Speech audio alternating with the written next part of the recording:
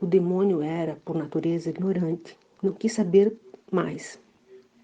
Contentou-se com a ideia de que ele era Deus e que o eu entendia-se o corpo. O Deus era de natureza pura.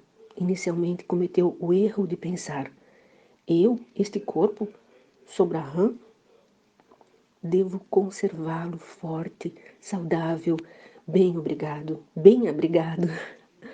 dar-lhe toda espécie de prazeres. Porém, logo descobriu que aquele não poderia ser o significado das palavras do Santo Mestre. Certamente existia algo mais elevado. Voltou, portanto, e lhe disse: Senhor, haveis ensinado que este corpo era seu? Era eu? Se assim for, vejo que todos os corpos perecem. Entretanto, o eu não deve morrer. O sábio retrucou: descobre-te tu mesmo, tu és aquilo. Então o Deus pensou que as forças vitais que operam no corpo pudessem ser o eu. Mas depois de algum tempo, descobriu que alimentando-se, essas forças vitais permaneciam fortes, porém jejuando, elas declinavam. Volveu então o sábio e perguntou: Senhor, quiseres dizer que as forças vitais sou eu?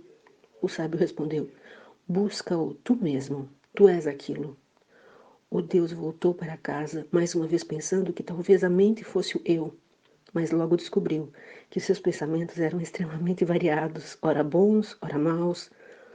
A mente era mutável demais para ser o eu.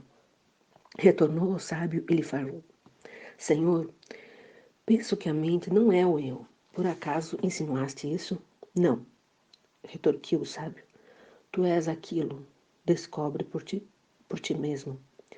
O Deus foi para casa e por fim descobriu o verdadeiro eu, além de todo pensamento, uno sem nascimento ou morte, a quem a espada não pode transpassar o fogo, queimar, a quem o ar não pode secar ou a água dissolver.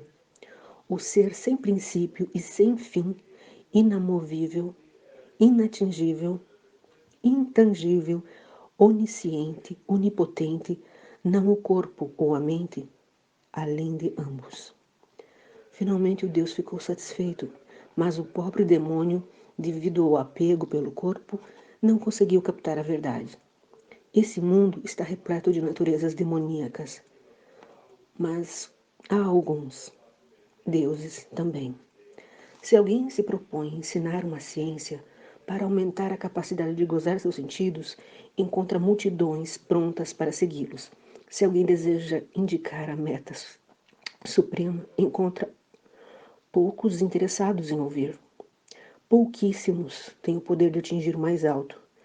Menos ainda são os que perseveram. Há alguns poucos, entretanto, que sabem que mesmo se o corpo durasse 1000 anos, o resultado no fim seria o mesmo. Quando as forças que o mantêm agregado cessam de funcionar, o corpo cai. Ninguém nascido até hoje foi capaz de impedir que o seu corpo mudasse.